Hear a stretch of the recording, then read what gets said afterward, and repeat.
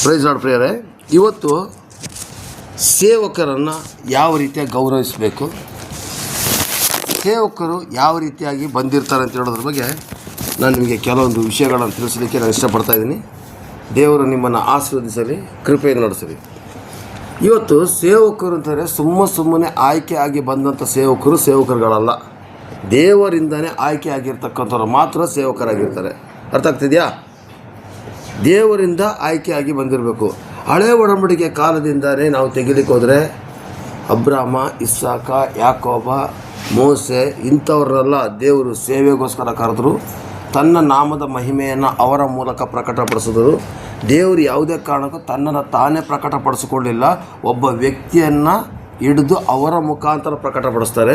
ಹಾಗೆಯೇ ಹೊಸ ಒಡಂಬಡಿಕೆಗೆ ಬಂದಾಗ ಮಾರ್ಕ 3ನೇ ಅಧ್ಯಾಯದಲ್ಲಿ ನಾವು ನೋಡೋದೇ ಆದರೆ ಯೇಸು ಸ್ವಾಮಿ ತನ್ನ ಶಿಷ್ಯಂದ್ರನ್ನ ಆಯ್ಕೆ ಮಾಡಿ ಶಿಷ್ಯಂದ್ರ ಮೂಲಕ ಏನು ಮಾಡಿದ್ರು, ತನ್ನ ನಾಮನ ಪ್ರಕಟಪಡಿಸಿದ್ರು. ಹಾಗೆಯೇ ಇವತ್ತು ಕೂಡ ಒಬ್ಬ ಕವಿತಾ ಸಿಸ್ಟರ್ ಮೂಲಕ ದೇವರು ತನ್ನ ನಾಮನ ಪ್ರಕಟಪಡಿಸ್ಕೊಳ್ತಿದ್ದಾರೆ. ಒಬ್ಬ ರಾಧನ ಮೂಲಕ ದೇವರು ಪ್ರಕಟಪಡಿಸ್ಕೊಳ್ತಾರೆ. ಒಬ್ಬ ಜಯಶೇಖರ್ನ ಮೂಲಕ ದೇವರು ಪ್ರಕಟಪಡಿಸ್ಕೊಳ್ತಿದ್ದಾರೆ. ದೇವರು ತನ್ನ ನಾಮದ ಮಹಿಮೆಯನ್ನು ಪ್ರಕಟಪಡಿಸ್ಕೋಬೇಕಿದ್ರೆ ನನ್ನನ್ನು ಮತ್ತು ನಿಮ್ಮನ್ನು ಆಯ್ಕೆ ಮಾಡಿದ್ದಾರೆ ಪ್ರಿಯರೇ. ಆಮೇನ್. ಕೇಳಿಸ್ತಾ ಇಲ್ಲ? ನನ್ನನ್ನು ಆಯ್ಕೆ ಮಾಡ್ತಾರೆ, ನನಗೆ ಖುಷಿ ಆಗ್ತಿದೆ, ಆದರೆ ಇವ್ರು ಯಾರಿಗೆ ಖುಷಿ ಇಲ್ಲ. ಹಾಲೆಲೂಯ. ಖುಷಿಯಿಂದ ಹೇಳಿ ಹಾಲೆಲೂಯ. ನನ್ನನ್ನು ನಿಮ್ಮನ್ನು ದೇವರು ಆಯ್ಕೆ ಮಾಡ್ಕೊಂಡಿದ್ದಾರೆ, ಅದಕ್ಕೋಸ್ಕರ ನಾವು ತುಂಬ ಖುಷಿ ಪಡಬೇಕು. ಹಾಗೆಯೇ ದೇವರು ಏನು ಮಾಡ್ತಿದ್ದಾರೆ, 5 ರೀತಿಯಾದಂಥ ಸೇವಕರನ್ನು ಆಯ್ಕೆ ಮಾಡಿದ್ದಾರೆ. ಅದೆಲ್ಲರಿಗೂ ಗೊತ್ತಿರತಕ್ಕಂಥ ವಾಕ್ಯನೇ ಎಫೆಸ 4:11-12 ಓದಿ. ಎಫೆಸ 4:11-12. ಕೆಲವರನ್ನ ಅಪೊಸ್ತಲರನ್ನಾಗಿಯೂ, ಕೆಲವರನ್ನ ಪ್ರವಾದಿಗಳನ್ನಾಗಿಯೂ, ಕೆಲವರನ್ನ ಸೌವಾರ್ಧಿಕರನ್ನಾಗಿಯೂ, ಕೆಲವರನ್ನ ಸಭಾಪಾಲಕರನ್ನಾಗಿಯೂ, ಉಪದೇಶಗಳನ್ನಾಗಿಯೂ ಅನುಗ್ರಹಿಸಿದನು. ದೇವ ಜನರನ್ನು ಯೋಗ್ಯ ಸ್ಥಿತಿಗೆ ತರುವ ಕೆಲಸಕ್ಕೋಸ್ಕರವೂ, ಸಭೆಯ ಸೇವೆಗೋಸ್ಕರವೂ, ಕ್ರಿಸ್ತನ ದೇಹವು ಅಭಿವೃದ್ಧಿಯಾಗುವುದಕ್ಕೋಸ್ಕರವೂ ಆತನು ಇವರನ್ನು ಅನುಗ್ರಹಿಸಿದನು. ಹಾಗಾದರೆ ನೋಡಿ ಪ್ರಿಯರೇ, ಈ 5 ರೀತಿಯಾದ ಸೇವಕರ ಬಗ್ಗೆ 5-fold ಮಿನಿಸ್ಟ್ರಿ ಅಂತ ಹೇಳ್ತಾರೆ. ಮುಷ್ಟಿಯ ಒಂದು ಸೇವೆ ಅಂತ ಹೇಳ್ತಾರೆ. ಮುಷ್ಟಿದರೆ 5 ಬೆರಳುಗಳು ಸೇರಿ ಆಗುವಂಥದ್ದು. ಈ ಒಂದು 5-fold ಮಿನಿಸ್ಟ್ರಿ ಅಂತ ಹೇಳೋದ್ರಲ್ಲಿ ಇದರಲ್ಲಿ ನಾವು ತಿಳ್ಕೊಬೇಕಾಗಿರ್ತಕ್ಕಂಥ ಅಂಶ ಏನಂತಾರೆ ಪ್ರಿಯರೇ, ಈ ಥರ 5 ರೀತಿಯಾದಂಥ ಸೇವಕರನ್ನ ಆಯ್ಕೆ ಮಾಡಿದ್ದಾರೆ ಅಂತ ಹೇಳ್ತಾರೆ. ಆಗ ಒಂದು ಸಭೆಯಲ್ಲಿ ಇವರೆಲ್ಲ ಇದ್ದೇ ಇದ್ದಾರೆ.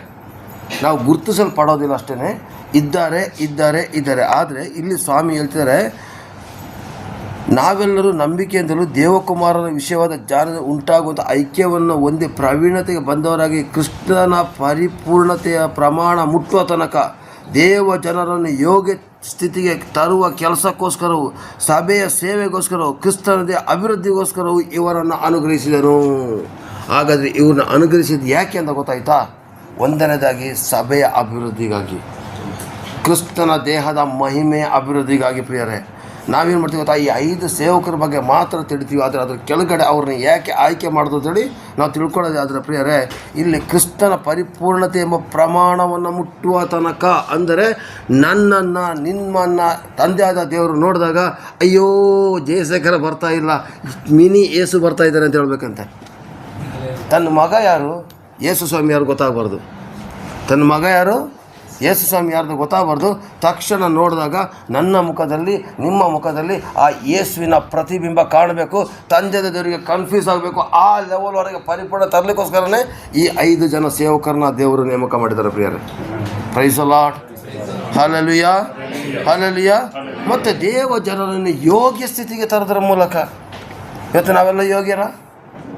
ಸ್ವಲ್ಪನಾದರೂ ಯಾರಿಗೆ ಬೈದಿಲ್ವ ಈ ವಾರದಲ್ಲಿ? ಬೈದಿಲ್ಲ, ಪರವಾಗಿಲ್ಲ, ರೇಗಿರ್ಬೋದು ಅಷ್ಟೇ. ನಾವು ಏನೋ ಒಂದಲ್ಲ ಒಂದು ರೀತಿಯಲ್ಲಿ ನಾವು ದೇವರಿಗೆ ಇಷ್ಟವಿಲ್ಲದಂಥ ಕಾರ್ಯಗಳನ್ನ ಮಾಡಿರ್ತೀವಿ. ಆದರೆ ನಮ್ಮನ್ನು ಯಾವಾಗ ನಾನು ನಿನ್ನ ಅಂತ ಹೇಳ್ತೀವಿ, ಹೇಳಿದ ತಕ್ಷಣ ಪವಿತ್ರಾತ್ಮ ಏನು ಮಾಡ್ತಾ ಇರ್ತಾ, ನೀನು ಹೇಳಿ ತಪ್ಪು, ಅಯೋಗ್ಯನಾಗಿದ್ದಂಥ ನನ್ನ ಏನು ಮಾಡ್ತಾ, ಯೋಗ್ಯನಾಗಿ ಮಾಡ್ತಾ ಇರ್ತಾರೆ. ವಾಕ್ಯ ನಾನು ಹಂಗಂದ್ಬಿಟ್ಟಲ್ಲ ಅಂತ ಹೇಳ್ತಾ ಜ್ಞಾನವನ್ನು, ವಿವೇಕವನ್ನು ದಯಪಾಲಿಸಿ ನಮ್ಮನ್ನು ಯೋಗ್ಯ ಸ್ಥಿತಿಗೆ ಬರುವಂತೆ ಮಾಡಿ, ನಮ್ಮ ಬಾಯಿಗೆ ಬಂದ ಹಾಗೆ ನಾವು ಪದಗಳನ್ನ ಹೇಳ್ತಾ ಇದ್ದಂಥವ್ರು ತಕ್ಷಣ ಅದು ಕಂಟ್ರೋಲ್ ಬರ್ತಾ ಇದೆ ನೋಡಿ, ಅವರೇ ಯೋಗ್ಯ ಸ್ಥಿತಿಗೆ ಬರುವಂಥವ್ರು. ಸುಮಾರು ಜನ ಇದ್ದಾರೆ, ಹಂಗೇನಿದ್ದಾರೆ, ಅದೇನು ಮಾಡೋಕ್ಕಾಗಲ್ಲ. ಆದರೆ ಯೋಗ್ಯ ಸ್ಥಿತಿಗೆ ಬರೋದಕ್ಕೋಸ್ಕರನೇ ಈ ಸೇವಕರನ್ನ ದೇವರು ನೇಮಕ ಮಾಡಿದ್ದಾರೆ. ಹಾಲೆಲೂಯ. ನೆಕ್ಸ್ಟ್ ಅಲ್ಲಿ ಬಂದು ಸಭೆಯ ಸೇವೆಗೋಸ್ಕರ. ಸಭೆಯ ಸೇವೆ ಏನು? ಬರೀ ಶ್ರೀಮಂತರು ಬಂದಾಗ ಅವ್ರಿಗೆ ಮಾತ್ರ ಹೋಗಿ ಪ್ರೈಸ್ ನೋಡೋ ಅಣ್ಣ ಅಂತ ಹೇಳೋದಲ್ಲ. ಕಜ್ಜಿ ಹಿಡ್ದಿರೋರನ್ನ ಹೋಗಿ ಮಾತಾಡಿಸ್ಬೇಕು ನೀವು. ಕುಷ್ಠ ಬಂದವ್ರನ್ನ ಮಾತಾಡಿಸ್ಬೇಕು. ಮಾತಾಡೋಕೆ ಬಾಯಿ ಸ್ಮೆಲ್ ಬರ್ತೈತೆ, ಅವ್ರ ಹತ್ರ ನಿಂತ್ಕೊಂಡು ಮಾತಾಡಬೇಕು. ಹಿಂಗೆ ಪ್ರೈಸ್ ನೋಡಿ ಸಿಸ್ಟರ್ ಸ್ಟೈಲಾಗಿ ಹಿಂಗೆ ನಿಂತ್ಕೊಂಡು ಮಾತಾಡೋದಲ್ಲ. ಇವತ್ತು ಹೆಂಗೆ ನಡೀತದೆ ಸಭೆ ಸೇವೆ, ಹೆಂಗೆ ನಡೀತದೆ ಗೊತ್ತಾ? ಶ್ರೀಮಂತರಿಗೋಸ್ಕರ ಮಾತ್ರ ಅಲ್ಲಿ ಹೇಳ್ತಾರೆ ಪ್ರೈಸ್ ನೋಡಿ ಸಿಸ್ಟರ್. ಅಯ್ಯೋ ಸೇವಕರಿಂದ ಆಗ್ಬಿಟ್ಟು ಸಾಕು, ಅವ್ರ ಹತ್ರನೇ ಹೋಗಿ ಕೈ ಕೊಡೋದು. ಯಾಕಂತ ಅವ್ರ ಹತ್ರ ಎಕ್ಸ್ಟ್ರಾ ಬ್ಲೆಸ್ಸಿಂಗ್ ಸಿಕ್ಬಿಡ್ತದೆ ಅಂತೇಳಿ. ಇಲ್ಲ, ನಾವು ಯಾರನ್ನ ಮಾಡಬೇಕೋ, ಎಂತೆಂಥ ವ್ಯಕ್ತಿಗಳ ಜೊತೆ ಮಾತಾಡಬೇಕೋ. ಸಭೆಯ ಸೇವೆ ಅಂತೇಳಿ ಏನು ಗೊತ್ತಾ? ಬರೀ ಫ್ರೆಂಡ್ಶಿಪ್ ಮಾಡ್ಕೊಂಡು ಹೋಗೋದಲ್ಲ. ಅಲ್ಲಿ ಯಾರು ಕಷ್ಟದಲ್ಲಿದ್ದಾರೆ, ಯಾರು ದುಃಖದಲ್ಲಿದ್ದಾರೆ ಅವ್ರನ್ನ ಸಂತೈಸುವ ತಾಯಿ ಅಂತದ್ದು ಹಾಡು ಹೇಳ್ತಾರಲ್ಲ, ಅದೇ ಪ್ರಕಾರ ಅವ್ರನ್ನ ಸಂತೈಸಲಿಕ್ಕೋಸ್ಕರ ನಿನ್ನನ್ನು ಇಟ್ಟಿದ್ದಾರೆ ಪ್ರಿಯರೇ. ಇದು ಸಭೆಯ ಸೇವೆ. ಅಲ್ಲಲ್ಲಿಯ ಸುವಾರ್ಥ ಸಾರ್ಬಿಟ್ರೆ ಸೇವಕಿ, ಇಲ್ಲದಿದ್ದರೆ ಕುಸಲಕ್ಕಿ, ಇಲ್ಲ ಬೆಳ್ತಕ್ಕಿ. ಕಸ ಗುಡಿಸಿದ್ರು ಕೂಡ ಸೇವಕರೇ ನೀವು. ನೆಲ ಒರೆಸಿದ್ರು ಸೇವಕರೇ. ಟಾಯ್ಲೆಟಲ್ಲಿ ಯಾರೋ ಗೋಪುರ ಕಟ್ಬಿಟ್ಟಿರ್ತಾರೆ, ನೀರು ಹಾಕ್ಬಿಟ್ಟು ತೊಳೆದ್ಬಿಟ್ಟು ಬನ್ನಿ. ನಿಮ್ಮನ್ನು ಯಾರೂ ಕೇಳೋದಿಲ್ಲ, ದೇವ್ರನ್ನ ನೋಡಿರ್ತಾರೆ ನಿಮ್ಮನ್ನು. ಅಲ್ಲಲ್ಲಿಯ ನಾವೇನು ಮಾಡ್ತೈತೆ ಅದನ್ನ ಹೇಳ್ದಾಗ ಎಲ್ಲಿ ಯಾರೋ ಮಾಡಿಬಿಟ್ಟಿದ್ದಾರೆ ಅಂತ ಬರ್ತೀವಿ. ಆದರೂ ನೀರು ಹಾಕ್ಬಿಟ್ಟು ಬರೋ ಅಂತ ಜ್ಞಾನ ಇಲ್ಲ. ಯಾಕೆ?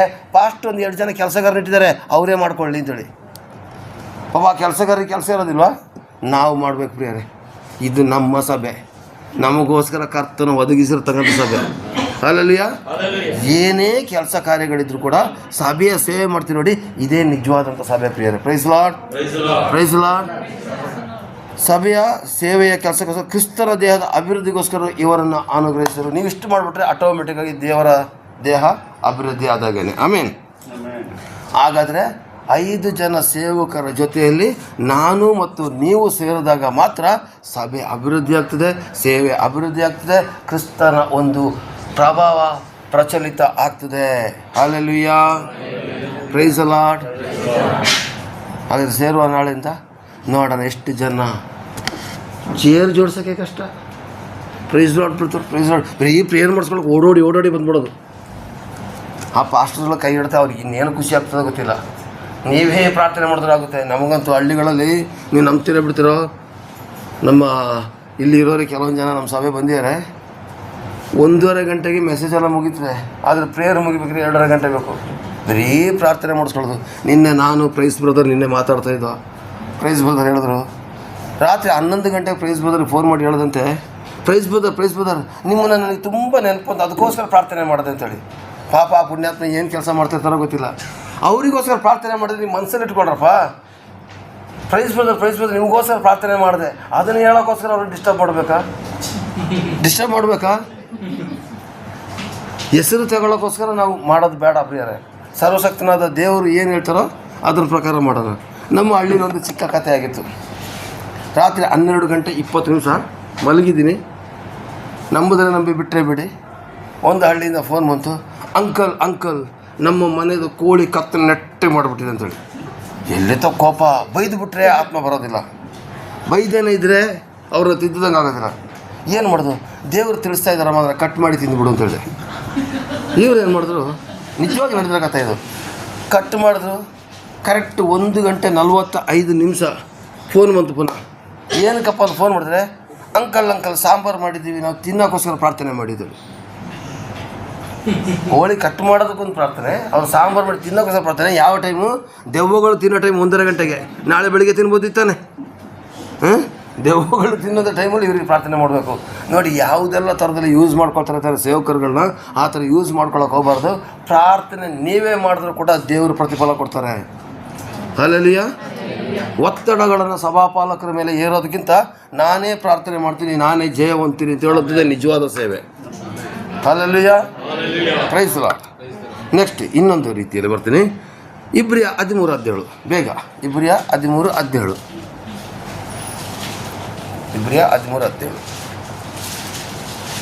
ನಿಮ್ಮ ಸಭಾನಾಯಕರ ಮಾತನ್ನು ಕೇಳಿರಿ, ಅವರಿಗೆ ಅಧೀನರಾಗಿರಿ. ಅವರು ಲೆಕ್ಕ ಒಪ್ಪಿಸಬೇಕಾದವರಾಗಿ ನಿಮ್ಮ ಆತ್ಮಗಳನ್ನು ಕಾಯುವವರಾಗಿದ್ದಾರೆ. ಅವರು ವ್ಯಸನ ಪಡದೆ ಸಂತೋಷದಿಂದ ಇದನ್ನು ಮಾಡುವಂತೆ ನೋಡಿರಿ. ಅವರು ವ್ಯಸನದಿಂದಿರುವುದು ನಿಮಗೆ ಪ್ರಯೋಜನಕರವಾದಂತಹ. ಸಭಾ ಪಾಲಕರನ್ನ, ಸಭಾ ನಾಯಕರನ್ನ ಯಾರಾದರೂ ಹಿಂದುಗಡೆಯಿಂದ ಮಾತಾಡಿ ನೋಯಿಸೋದೇನಂದ್ರೆ ಅವ್ರ ಕಿವಿ ಕೇಳಿದ್ರೆ ಆತ್ಮಗಳು ಬಿಟ್ಟೋಗ್ಬಿಡ್ತದಲ್ಲ ಅಂತಕೊಂಡು ಅವ್ರು ಸಹಿಸ್ಕೊಂಡಿರ್ತಾರೆ. ಆದರೆ ಆ ನೋವು ಪರಲೋಕ ರಾಜ್ಯಕ್ಕೆ ತಲುಪಿರ್ತದೆ. ಬೇರೆ ಸಭಾಪಾಲಕರ ಹಿಂದೆ, ಸೇವಕರ ಹಿಂದೆ ಮಾತಾಡಬೇಡಿ. ಸೇವಕರು ತಪ್ಪು ಮಾಡ್ತಾರೆ, ಸಭಾಪಾಲಕರು ತಪ್ಪು ಮಾಡ್ತಾರೆ. ಡೈರೆಕ್ಟಾಗಿ ಬಂದು ನಮಗೆ ಹೇಳಿ, ಬ್ರದರ್ ನಿಮ್ದು ಈ ವಿಷಯ ನನಗೆ ಯಾಕೆ ಇಷ್ಟ ಆಗಲಿಲ್ಲ ಅಂತೇಳಿ. ಅದು ಎಲ್ಲರ ಮುಂದೆ ಹೇಳಬೇಡಿ, ಸ್ವಲ್ಪ ನನಗೆ ಸ್ವಲ್ಪ ಗೌರವ ಇರಲಿ. ಸಪ್ರೇಟಾಗಿ ಕರೆದು ಹೇಳಿ, ಪ್ರೀತಿಯಿಂದ ಹೇಳಿ. ತಪ್ಪು ಎಲ್ಲರೂ ಮಾಡ್ತಾರೆ. ಅದು ಬಿಟ್ಬಿಟ್ಟು ಸಭಾಪಾಲಕರು ಹಂಗೆ, ಸಭಾಪಾಲಕರು ಹಿಂಗೆ, ಸಭಾಪಾಲಕರು ಈ ಥರ ಬೇಡ. ದೇವರಿಂದ ಆಯ್ಕೆಯಾಗಿರ್ತಕ್ಕಂಥವ್ರು ಸಭಾ ಸೇವಕರು ಮತ್ತು ಸಭಾ ನಾಯಕರುಗಳು ಪ್ರಿಯರೇ. ಯೇಸು ಸ್ವಾಮಿ ನಿಮ್ಮ ಆತ್ಮದ ಲೆಕ್ಕ ಕೊಡ್ತಾ ಇಲ್ಲ. ಕೊಡ್ತಾ ಇರೋದು ನಿಮ್ಮ ಸಭಾ ನಾಯಕರು. ನಿಮ್ಮ ಆತ್ಮಗಳನ್ನು, ನಿಮ್ಮ ಆತ್ಮಗಳ ಲೆಕ್ಕವನ್ನು ಕೊಡ್ತಾ ಇರತಕ್ಕಂಥವ್ರು ಸಭಾ ನಾಯಕರು. ಒಂದು ಆತ್ಮ ಬಿಟ್ಟೋದ್ರು ಸಭಾನಾಯಕ ಲೆಕ್ಕ ಕೊಡಬೇಕು, ಇನ್ನೊಂದು ಆತ್ಮ ಬಂದರೂ ಸಭಾನಾಯಕ ಲೆಕ್ಕ ಕೊಡಬೇಕು. ಅವರಿಗೆ ಇಲ್ಲೂ ಕಷ್ಟ, ಸ್ವರ್ಗಕ್ಕೆ ಹೋದ್ಮೇಲೂ ಕಷ್ಟ ಅವರಿಗೆ. ಯಾಕಂದ್ರೆ ಲೆಕ್ಕ ಕೊಡಬೇಕಲ್ಲ. ಅಲ್ಲಲ್ಲಿಯ ಅದಕ್ಕೆ ತಪ್ಪು ತಿಳ್ಕೊಬೇಡಿ. ಸಾಮಾನ್ಯವಾಗಿ ಸಭಾಪಾಲಕರನ್ನ ನೋಡಿ ಎಲ್ಲ ಕೂದಲು ಉದುರೋಗಿರ್ತದೆ.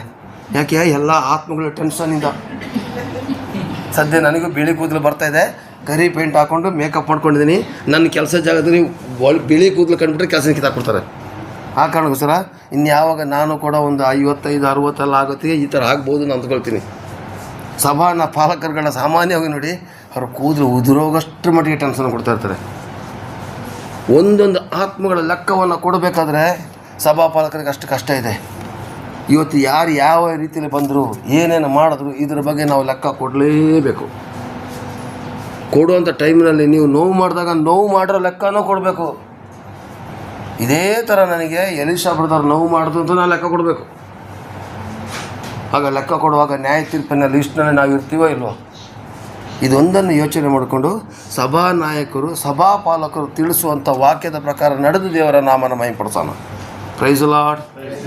ಅರ್ಥ ಆಗ್ತಿದೆಯಾ? Price lord. ಈಗ 3ನೇ ವಾಕ್ಯ, ಮತ್ತಾಯ 10ನೇ ಅಧ್ಯಾಯ 11-14. ಸ್ವಲ್ಪ ಬೇಗ 10ನೇ ಅಧ್ಯಾಯ 11-14. ನೀವು ಯಾವುದೊಂದು ಊರಿಗೆ ಅಥವಾ ಹಳ್ಳಿಗೆ ಸೇರಿದಾಗ ಅಲ್ಲಿ ಯೋಗ್ಯರು ಯಾರೆಂದು ವಿಚಾರಣೆ ಮಾಡಿ ಮುಂದಕ್ಕೆ ಹೊರಡುವ ತನಕ ಅವರಲ್ಲೇ ಇರಿ. ಆ ಮನೆಯೊಳಗೆ ಹೋಗುವಾಗ ಶುಭವಾಗಲಿ ಅನ್ನಿರಿ.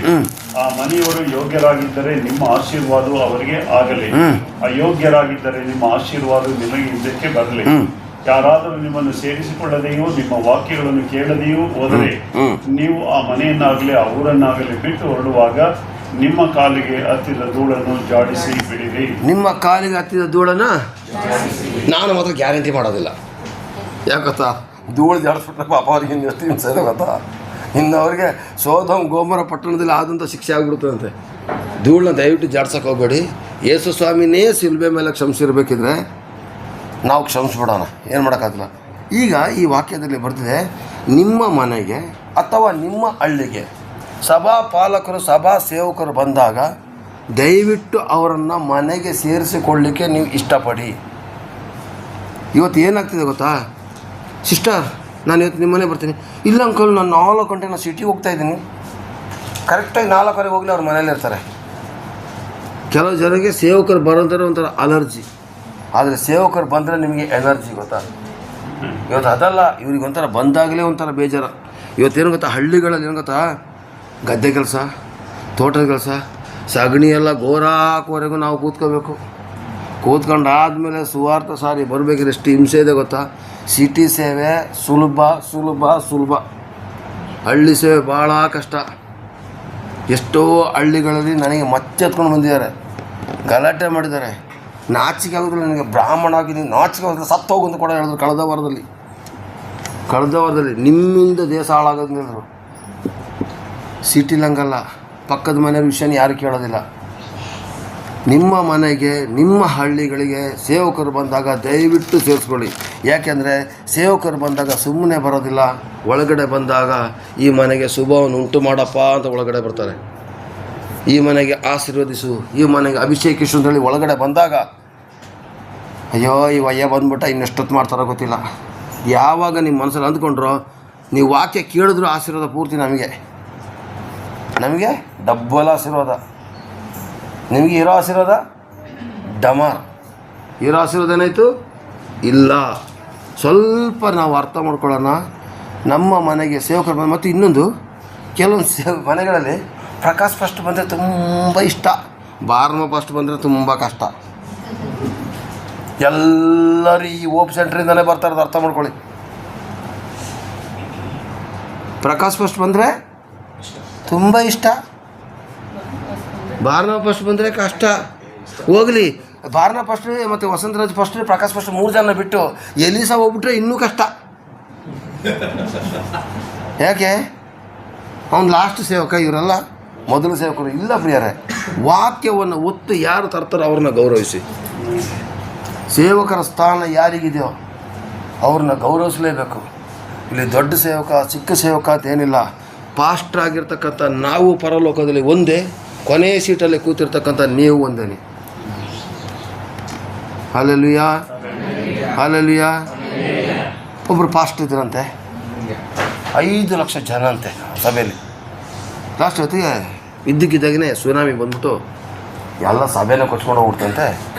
ಲಾಸ್ಟ್ ಹೊತ್ತಿಗೆ ಏಸಪ್ಪ ಏನು ಮಾಡ್ತಂತೆ, ದೊಡ್ಡ ಇದು ಕಥೆ, ಇದು ದೊಡ್ಡ ಹೂನಾರ ಎತ್ಕೊಂಡು ಹಿಂಗೆ ಬಂದ್ರಂತೆ ಏಸಪ್ಪ ಹಿಂಗೆ ಬಂದಾಗ ಪಾಸ್ಟರ್ ಏನು ಮಾಡಿದಂತೆ, ಹಿಂಗೆಲ್ಲ ಕೂಟ ಎಲ್ಲ ರೆಡಿ ಮಾಡ್ಕೊಂಡ್ರಂತೆ. ಏಸಪ್ಪ ಬಂದ ಹಿಂಗೆ ಕತ್ತು ಬಗ್ಸಿರಂತೆ. ಏಸಪ್ಪ ಏನಂತ ಅವನ್ನ ಬಿಟ್ಟು ನೆಟ್ಟಿಗೆ ಮುಂದಕ್ಕೆ ಹೋಗಿ ಒಂದು ಯಾವುದಕ್ಕೆ ಬೇಡದ್ರೆ ಮುದುಕಿಗೆ ಹಾರ ಹಾಕ್ಬಿಟ್ರಂತೆ.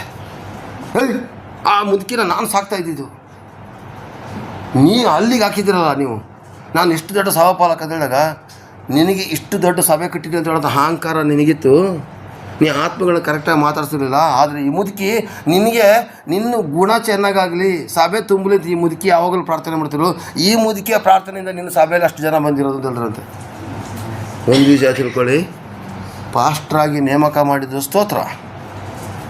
ಆದರೆ ಪರಲೋಕಕ್ಕೆ ಹೋದಾಗ ಎಷ್ಟೋ ಕಡೆಗಳಲ್ಲಿ ಬರೆದಿದೆ, ಅವನ ನಡತೆಯ ಪ್ರಕಾರ ಕೊಡತಕ್ಕ ಪ್ರತಿಫಲ ಜರಗಳಿ ನನ್ನ ಕೈಯಲ್ಲಿ ಇದೆ ಅಂತ ಹೇಳಿದೆ. ಯಾರ್ಯಾರಿಗೆ ಏನೇನು ಮಾಡಿದ್ರು ಅದಕ್ಕೆ ತಕ್ಕ ಪ್ರತಿಫಲ. ಇಲ್ಲಿ ನಾನು ಸೇವಕಿ ಕುಶಲಕ್ಕಿ ಬೆಳ್ತಕ್ಕಿ ತಗೊಂಡೋದ್ರೆ ಆಗೋದಿಲ್ಲ. ಇಲ್ಲಿ ಏನು ಗೊತ್ತಾ, ಡಿನಾಮಿನೇಷನ್ಗಳು ಬೇರೆ. ನಾನು ಕ್ಯಾಥೋಲಿಕ್, ನಾನು ಪ್ರಾಟೆಸ್ಟೆಂಟು, ನಾನು ಪೆಂತಕೋಸ್ತು, ನಾನು ಹೂಕೋಸು, ನಾನು ಗೆಡ್ಡೆಕೋಸು ಅಂತೇಳಿ ಇಲ್ಲಿ ಪಂಗಡಗಳು ಬೇರೆ. ಈ ಪಂಗಡಗಳೆಲ್ಲ ಪರಲೋಕಕ್ಕಲ್ಲ, ಕರ್ತನ ವಾಕ್ಯ ಪ್ರಕಾರ ನಡೆದವರು ಮಾತ್ರ ಪರಲೋಕಕ್ಕೆ. ಇದು ಒಂದನ್ನು ಅರ್ಥ ಮಾಡ್ಕೊಳ್ಳಿ. ಪೆಂತಕೋಸ್ತಿ ಆಗಿರ್ಬೋದು, ಮೆಥಡಿಸ್ಟೇ ಆಗಿರ್ಬೋದು, ವಾಕ್ಯದ ಪ್ರಕಾರ ಯಾರು ನಡೆದಿರ್ತಾರೋ ಅವರಿಗೆ ಮಾತ್ರ ಬಹುಮಾನ ಪ್ರಿಯರೇ. Price the lord. ಹಾಗಾದರೆ ನಿಮ್ಮ ಮನೆಗೆ ಬಂದಾಗ ಸೇವಕರನ್ನು ಸೇರಿಸಿಕೊಳ್ಳಿ. ಅಕಸ್ಮಾತ್ ಟೈಮ್ ಇಲ್ವಾ, ಪಾಸ್ಟ್ರೆ ನನಗೆ ಇವತ್ತು ಟೈಮ್ ಇಲ್ಲ, ಶುಕ್ರವಾರ ದಿವಸ ಬನ್ನಿಂದ ಅವ್ರಿಗೊಂದು ಟೈಮ್ ಕೊಡಿ. ಈಗ ನನಗೆ ಫಸ್ಟ್ ಶಿಫ್ಟ್ ಇದ್ದಾಗ ನಾವು ಸೆಕೆಂಡ್ ಶಿಫ್ಟ್ ಬನ್ನಿ ಅಂತ ಹೇಳ್ತೀನಿ. ಅಕಸ್ಮಾತ್ ಅವತ್ತಿಡೀ ಮೀಟಿಂಗ್ ಇದ್ದಾಗ ನನಗೆ ಇವತ್ತು ಆಗೋದಿಲ್ಲ, ಇನ್ನೊಂದು ದಿವಸ ಬನ್ನಿ ಅಂತ ಹೇಳ್ತೀನಿ. ಬನ್ನಿಂದ ಹೇಳ್ಬಿಟ್ಟು ಅಲ್ಲಿ ಆಟ ಆಡ್ಸೋಕೆ ಹೋಗ್ಬಾರ್ದು. ಸೇವಕರು ನಿಮ್ಮ ಮನೆಯ ಜೀತದಾಳುಗಳಲ್ಲ, ಸೇವಕರು ನಿಮ್ಮ ಮನೆಗೆ ಪರಲೋಕದ ಆಶೀರ್ವಾದ ಕೊಡುವಂಥವರು. ಇದು ಒಂದನ್ನು ಗೌರವದಲ್ಲಿಟ್ಟುಕೊಂಡು ದೇವರ ಸೇವಕರಿಗೆ ಗೌರವ ಕೊಡಿ. ನೀವು ದೇವರ ಸೇವಕರಿಗೆ ಗೌರವ ಕೊಟ್ಟರೆ ಒಂದು ಕಥೆ ಆಗ್ತದೆ ಗೊತ್ತಾ? ಅದೇ 40ನೇ ವಾಕ್ಯ ಓದಿ, ಮತ್ತಾಯ 10:40. ಮತ್ತಾಯ 10:40. ನಿಮ್ಮನ್ನು ಸೇರಿಸಿಕೊಳ್ಳುವವನು ನನ್ನನ್ನು ಸೇರಿಸಿಕೊಳ್ಳುವವನು ನನ್ನನ್ನು ಕಳುಹಿಸಿಕೊಟ್ಟಾತನೇ ಆತನನ್ನೇ ಸೇರಿಸಿಕೊಳ್ಳುವವನಾಗಿದ್ದಾನೆ. ನಿಮ್ಮನ್ನು ಸೇರಿಸಿಕೊಳ್ಳುವನು ಯಾರನ್ನ? ಸೇವಕರನ್ನು ಸೇರಿಸಿಕೊಳ್ಳುವನು ನನ್ನನ್ನು ಸೇರಿಸಿಕೊಳ್ಳೋ. ನನ್ನನ್ನು ಯಾರು? ಯೇಸು ಸ್ವಾಮಿನ ಸೇರಿಸ್ಕೊಂಡ್ರೆ ಯಾರನ್ನ ಸೇರಿಸ್ಕೊಂಡಂಗೆ? ಪರಲೋಕ ತಂದೆಯನ್ನು ಸೇರಿಸ್ಕೊಂಡಂತೆ ಪ್ರಿಯರೇ. ಹಾಗಾದರೆ ಸೇವಕರ ಜೊತೆಯಲ್ಲಿ ಯೇಸು ಸ್ವಾಮಿ ತಂದೆ ದೇವರು ಬರ್ತಾ ಇದ್ದಾರೆ. Hallelujah, price the lord. ಸೇವಕರು ಬಂದಾಗ ಸೇವಕರು ಹೆಂಡತಿ ಬಂದರು ಅಂತ ಹೇಳ್ಬೇಡಿ, ಜೊತೆಯಲ್ಲಿ ಯೇಸು ಸ್ವಾಮಿನೂ ಬಂದರು ಅಂತೇಳಿ. ಹಲ್ಲೆಲೂಯಾ, ಅದು ಹೇಳೋ ಕಷ್ಟ. Price the lord. ದೇವರ ನಮಗೆ ಸ್ತೋತ್ರವಾಗಲಿ. ಇಲ್ಲಿ ವಾಕ್ಯದಲ್ಲಿ ಸ್ಪಷ್ಟ ಬರ್ತದೆ, ನಿಮ್ಮನ್ನು ಸೇರಿಸಿಕೊಳ್ಳೋನು ನನ್ನನ್ನು ಸೇರಿಸಿಕೊಂಡಾಗೆ, ನನ್ನನ್ನು ಸೇರಿಸಿಕೊಳ್ಳೋನು ನಾನು ಕಳಿಸಿಕೊಟ್ಟಾತನನ್ನೇ ಸೇರಿಸಿಕೊಂಡಾಗೆ. ಕಳಿಸಿಕೊಟ್ಟಿರ್ತಕ್ಕಂಥ ಯೇಸು ಕ್ರಿಸ್ತನ ಕಳಿಸಿಕೊಟ್ಟಿರ್ತಕ್ಕಂಥ ದೇವರು ನಿಮ್ಮ ಮನೆ ಬಾಗಿಲಿಗೆ ಸೇವಕರ ಮೂಲಕನೂ ಬರ್ತಾರೆ ಪ್ರಿಯರೇ. ಅರ್ಥ ಮಾಡ್ಕೊಳ್ಳಿ. Praise the lord. Praise lord. ಅಲ್ಲಿ ಕೆಳಗಡೆ ವಾಕ್ಯದಲ್ಲಿ ಬರ್ತದೆ, ಪ್ರವಾದಿ ಎಂದು ಸೇರಿಸಿಕೊಳ್ಳುವನು ಪ್ರವಾದಿಗೆ ಬರ್ತಕ್ಕ ಪ್ರತಿಫಲವನ್ನು ಹೊಂದುವನು, ನೀತಿವಂತ ಅಂತ ಸೇರಿಸಿಕೊಳ್ಳುವವನನ್ನು ಅವನಿಗೆ ಕೊಡ್ತಕ್ಕ ಪ್ರತಿಫಲ ಹೊಂದುವನು. ಈ ಚಿಕ್ಕವರಲ್ಲಿ ಒಬ್ಬನು ಯೇಸುವಿನ ಶಿಷ್ಯನಾಗಿ ಯಾವನಾದರೂ ಒಂದು ತಂಬಿಗೆ ತಣ್ಣೀರಾದರೂ ಕೊಟ್ಟರೆ ಬರ್ತಕ್ಕ ಪ್ರತಿಫಲವು ತಪ್ಪುವುದಿಲ್ಲ. ಹಾಗಾದರೆ ಚಿಕ್ಕವರು ಯಾರು? ನಿನ್ನೆ ಮೊನ್ನೆ ಬಂದಿರತಕ್ಕಂಥ ವಿಶ್ವಾಸಿಗಳು ನಿಮ್ಮ ಮನೆಗೆ ಬಂದರೂ ಸೇರಿಸ್ಕೊಳ್ಳಿ, ಪ್ರೀತಿಯನ್ನು ಮಾತಾಡಿಸಿ. Hallelujah, hallelujah. ಚಿಕ್ಕವರು ಅಂತಂದರೆ ನಿನ್ನೆ ಮೊನ್ನೆ ಇರತಕ್ಕಂಥ ವಿಶ್ವಾಸಿಗಳು ಬಂದರೂ ಕೂಡ ಪ್ರೀತಿಯಿಂದ ಕರೆದು ಮಾತಾಡಿಸಿ. Praise the lord, hallelujah. ಕೆಲವೊಂದು ಜನ ನಾನು ನೋಡಿದ್ದೀನಿ, ಸಭೆಯಲ್ಲಿ ಎಷ್ಟು ಚೆನ್ನಾಗಿ ಮಾತಾಡ್ತಾರೆ ಗೊತ್ತಾ, ಸಿಟಿ ಕಡೆ ಬಂದಾಗ ಮುಖ ತೋರಿಸ್ಕೊಂಡು ಹಿಂಗೆ ಹೋಗ್ಬಿಡೋದು, ಹಿಂಗೆ. ಅದು ನಾನು ಯೋಚನೆ ಮಾಡ್ತೀನಿ, ಅವ್ರಿಗೆ ಮಲಗಿದಾಗ ಕತ್ತು ನೋವಾಗಿರ್ಬೋದು ಅಂತ, ಕತ್ತು ಉಳ್ಕೋಗಿರ್ಬೋದು ಯೋಚನೆ ಮಾಡ್ತೀನಿ, ಹಿಂಗೆ ತಿರ್ಬಿಡ್ತಾರೆ ಇರ್ಬೋದು. ಲಾಸ್ಟದ್ದು ಕಾಣೋದೇ ಇಲ್ಲ. ನಮಗೆ ಗೊತ್ತಾಗ್ತದೆ, ಆ್ಯಕ್ಷನಲ್ಲೇ ಗೊತ್ತಾಗ್ತದೆ ಇವರು ನಮ್ಮನ್ನು ಅವಾಯ್ಡ್ ಮಾಡ್ತಿದ್ದಾರೆ ಅಂತೇಳಿ. ಪ್ರೈಸ್ ಲಾರ್ಡ್ ಅಂತ ಹೇಳೋದು ಕಷ್ಟ. ಹಾಯ್, ಈ ಹಾಯ್ ಎಲ್ಲ ಬೇಡ. ದೇವರ ಮಕ್ಕಳು ನೀವು ಪಬ್ಲಿಕಲ್ಲಿ ಪ್ರೈಸ್ ಲಾರ್ಡ್ ಅಂತ ಎಲ್ರಿಗೂ ಹೇಳಿ. ಜನಗಳ ಮುಂದೆ ಪ್ರೈಸ್ ಆಡ್ಬಿಟ್ರೆ ಇವ್ರು ಕ್ರಿಶ್ಚಿಯನ್ಸೇ ಗೊತ್ತಾಗ್ಬಿಡ್ತದೆ ಅಂತೇಳಿ. ಹಾಯ್ ಹೂಯ್ ಎಲ್ಲ ಇಲ್ಲ, ನೀವು ಹೋಯ್ ಆಗ್ಬಿಡ್ತೀರಾ. ಅದ್ರ ಬದಲಿಗೆ ಪ್ರೈಸ್ ದ ಲಾರ್ಡ್ ಅಂತ ಹೇಳಿ. ಕೇರಳ ಚರ್ಚ್ ಅವ್ರು ಭಾಳ ಚೆನ್ನಾಗಿದೆ. ಸೋತ್ರಂ ಇವ್ರಿಗೆ ಆಗಬೇಕು. ಇದೇನಪ್ಪ ಇದು? ಗುಡ್ ಮಾರ್ನಿಂಗ್ ಕೇಳಿದ್ದೀನಿ, ನಮಸ್ತೆ ಕೇಳಿದ್ದೀನಿ, ಸಲಾಮ್ ಅಲೈಕುಂ ಕೇಳಿದ್ದೀನಿ, ಸೋತ್ರಮಯ್ಯ ಕೇಳಿಲ್ಲಲ್ಲ ಅಂತ ಹೇಳಿದಾಗ ಆಗ ವಿವರಿಸಿ ನಮ್ಮ ಅಪ್ಪನ ವಿಷಯವನ್ನು ನಾವು ಮಹಿಮೆ ಪಡಿಸ್ತಾ ಇದ್ದೀವಿ ಅಂತೇಳಿ. Praise the lord, praise the lord. ಲೂಕ 10:16 ಬೇಗ, ಲೂಕ 10:16.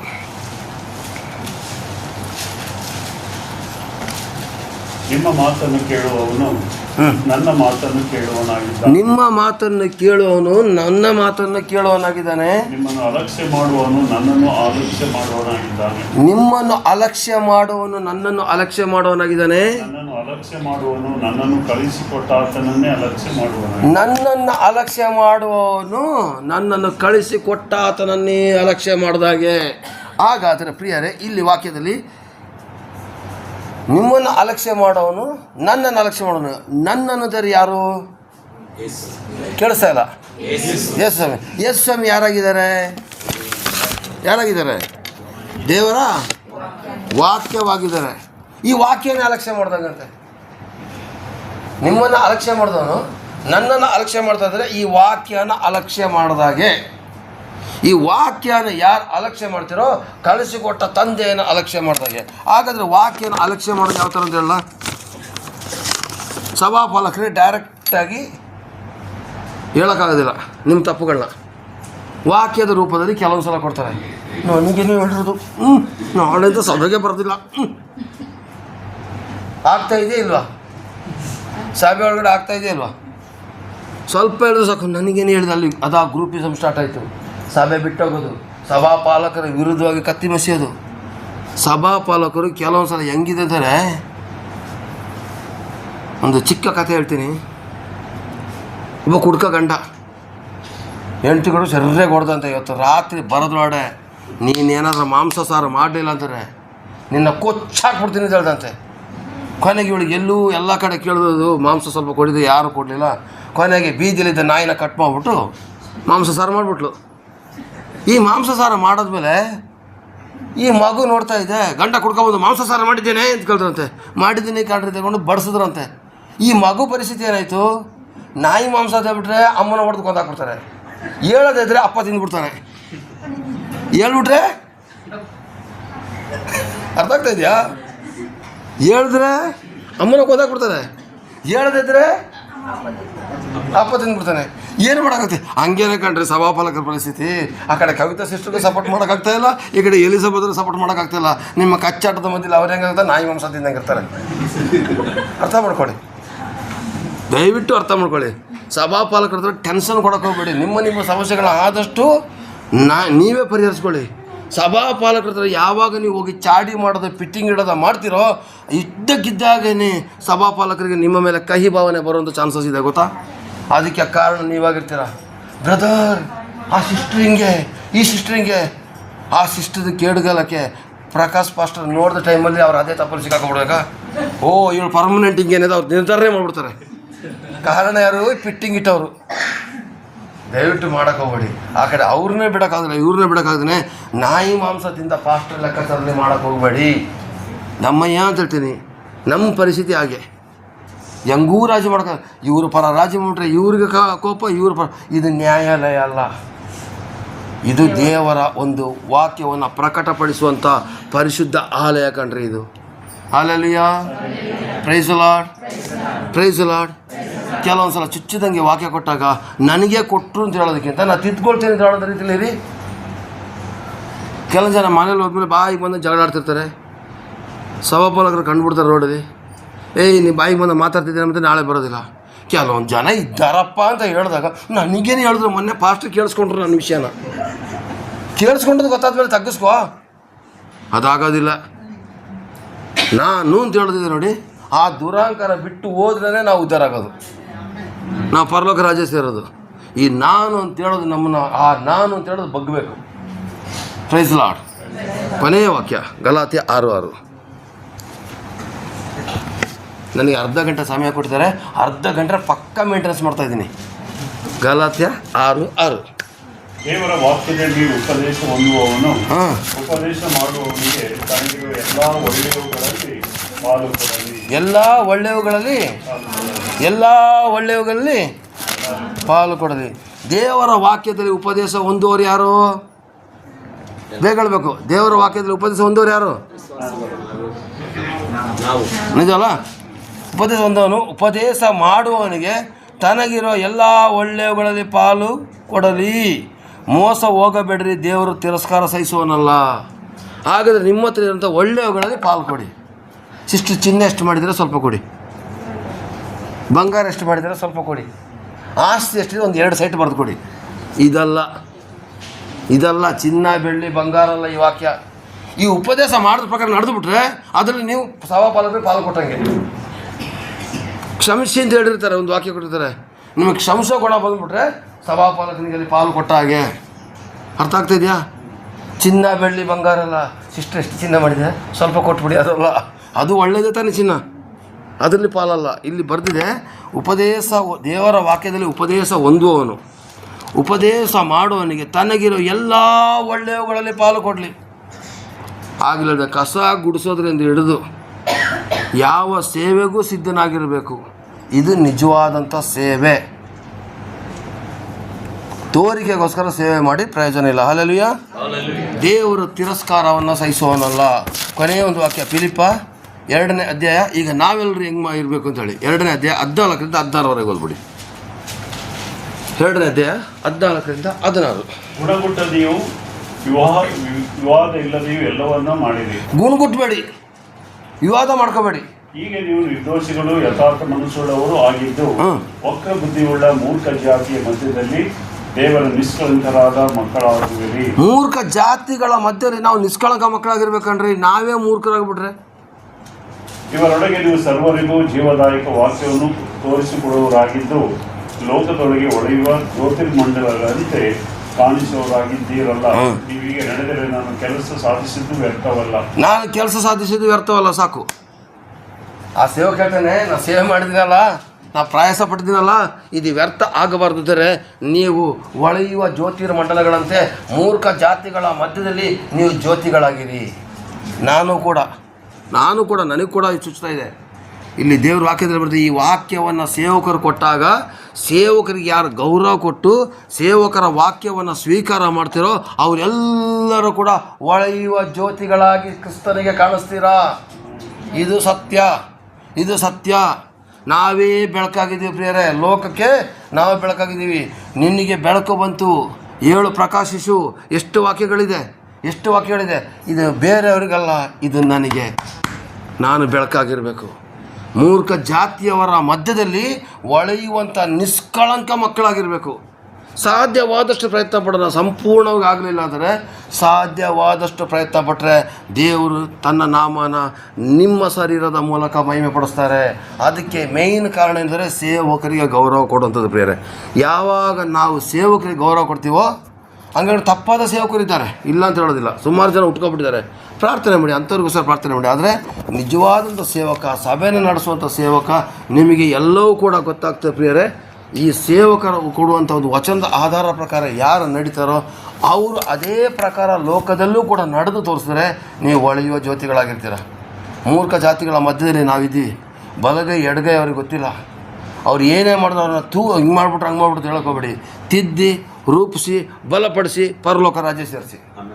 ಅಷ್ಟೇ ಹೇಳೋದು. ಅಷ್ಟು ಮಾಡಿ ದೇವರು ನಿಮ್ಮನ್ನು ಆಶೀರ್ವಾದ ಮಾಡ್ತಾರೆ. ದೇವರು ಕೃಪೆಯಿಂದ ನಡೆಸಲಿ. ದೇವರ ಆಶೀರ್ವಾದ ಸದಾ ನಮ್ಮ ನಿಮ್ಮ ಮೇಲೆ ಇರಲಿ. ಆಮೇನ್. Praise lord.